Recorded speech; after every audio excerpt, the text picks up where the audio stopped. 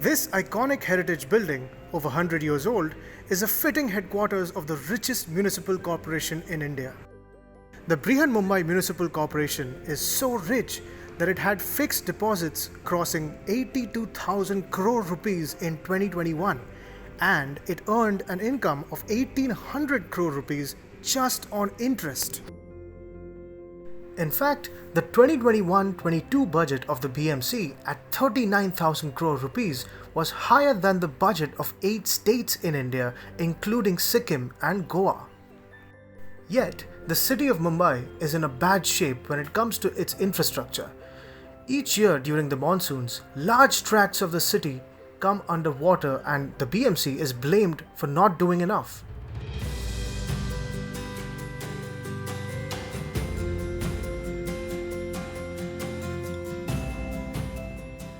The BMC also suffers a trust deficit when it comes to the perception around it. A recent survey by the Hindustan Times, for instance, showed that 52% of respondents it surveyed in Mumbai blamed the deep-rooted nexus between corporators, civil officials, and contractors for the shoddy work the corporation does managing the city.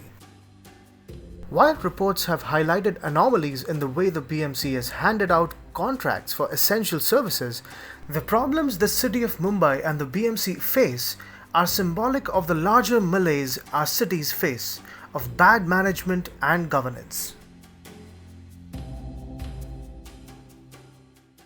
Most of our cities are not governed as cities, right? I mean, in a sense that they are not governed as an integral unit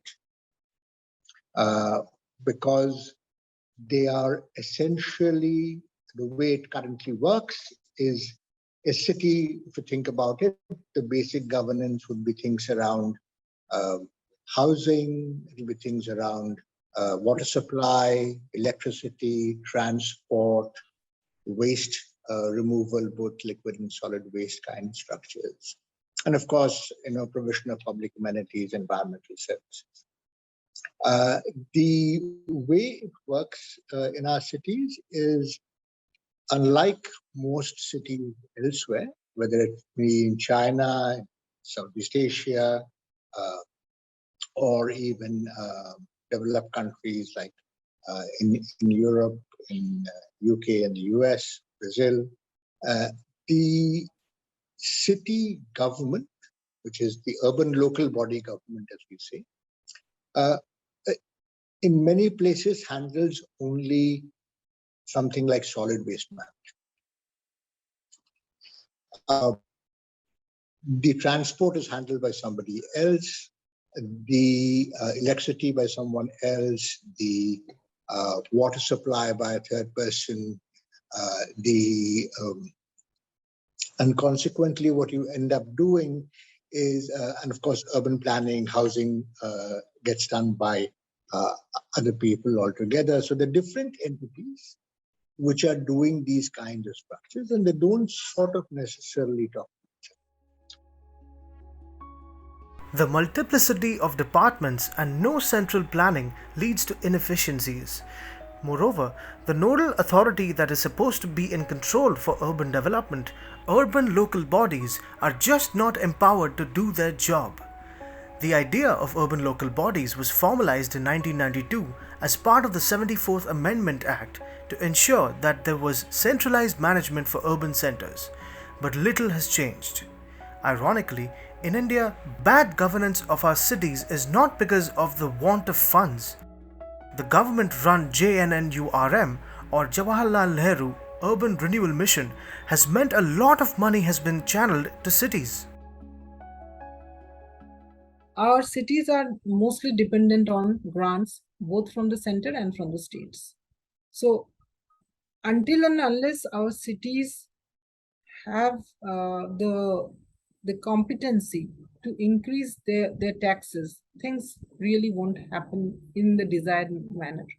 McKinsey had done a study in 2010 comparing the per capita spending of cities on urban infrastructure, where our cities on an average were spending only $17 per person per year. Whereas if you look at UK or China, these cities were 391 or 400 plus USD per person per year. So we need to really raise our per capita spending. And if you compare the figures of the last two Central Finance Commission, we find over the years things have worsened. The cities, I think, in a way, one should also look at GNNURM for this, because GNNURM brought a lot of funding to the cities, right? So cities did not uh, really need to, other than complying with the 23 reforms, they did not feel the urge to go to the capital market or to put their house in order. Another issue that cities face is a lack of trained manpower to manage our cities. If we look at the municipal corporations, the big cities in our country, which are at least more than 500, we should not also ignore the remaining at least we had around 8,000 urban centers, 7933 in 2011, and even by conservative estimates, we will be close to at least 9,000 urban settlements in 2021 whenever the census happens. So the major constraint in these urban centers is the lack of manpower, and in whatever numbers we have the HR, they are not trained adequately to address the concerns which are upcoming. So if you look at the climate issue, I think very few cities do have a climate resilience officer.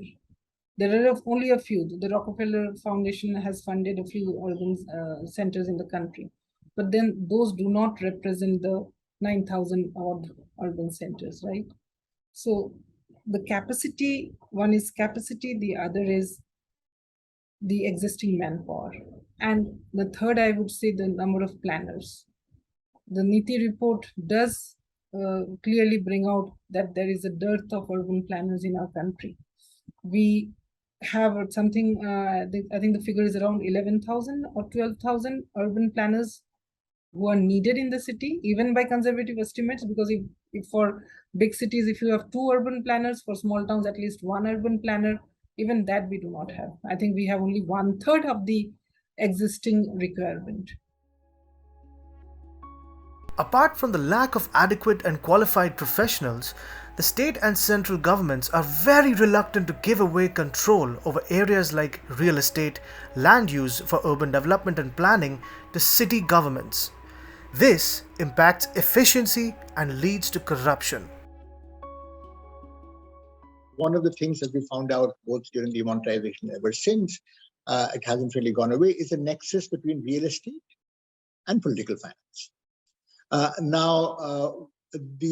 Between real estate and political finance, what you end up is that both in terms of the value of any particular piece of land is dependent on the use on which it can be put to and the location where it is actually. Right? So a land which is on the outskirts of Mumbai has a particular value.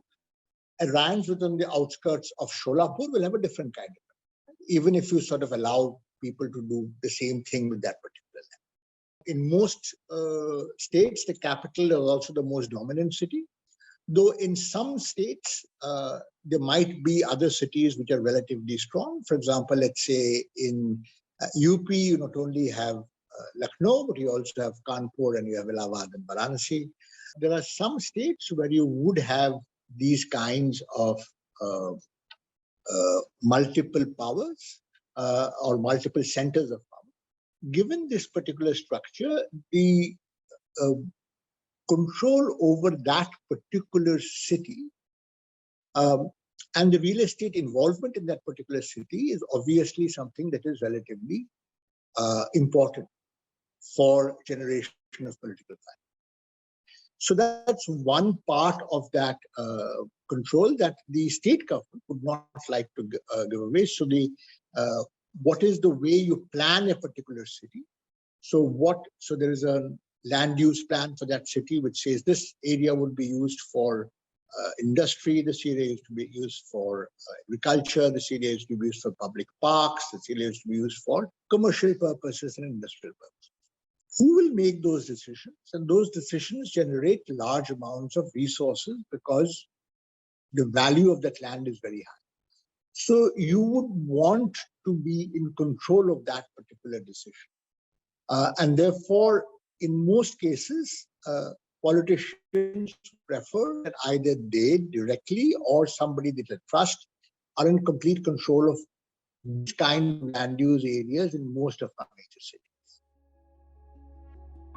A non-governmental organization, Praja, has been covering the issue of urban governance in Mumbai since 1997.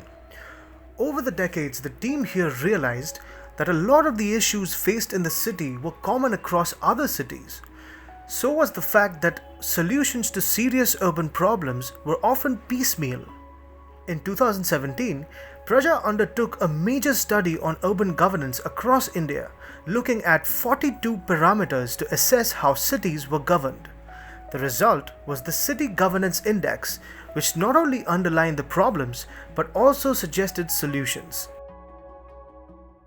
Look at three questions. If we are able to answer, work on these three areas, I think our cities will be run more efficiently. One, we need to know who run our city. Most of the time, our cities are run by multiple agencies.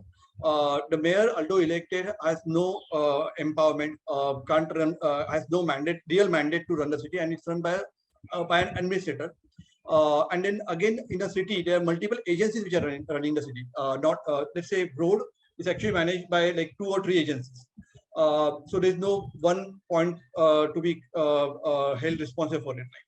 And that's why the faulty planning happens. The second question or second issue that we need to look at it is about what are the resources which are at the disposal of the agency which is running the city. Let's take a case of the GST. What happened with GST was a significant number of revenue which the cities collected, octroi or value tax or local body taxes, they went away, and it was subsumed by into the GST. Advertisement revenue was subsumed into the GST. So the cities became much more dependent on the central and the state grants to do anything out there. Most of the cities are struggling to even pay for salaries of their employees. That's an area which we need to kind of work towards. And the last area is about do our citizens really have any role in running the cities? Are they empowered to participate in the city? All across Indian cities, decentralization and devolution of power, authority and functions need to be established. Increased citizen participation can pay huge dividends by establishing a direct connection between the people and the local authorities. Things like area sabhas or local forums have played a key role as the fourth tier of governance in places like Assam and Odisha. Finally and importantly, we need to build institutions that will adapt to changes by being as participatory, equitable, and democratic as possible.